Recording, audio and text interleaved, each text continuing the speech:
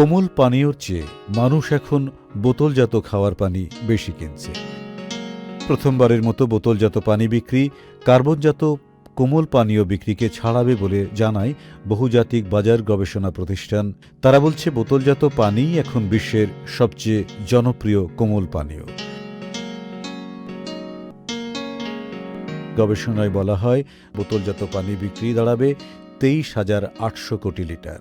এর বিপরীতে কার্বোনেটেড কোমল পানীয় বিক্রি 22,700 কোটি লিটার।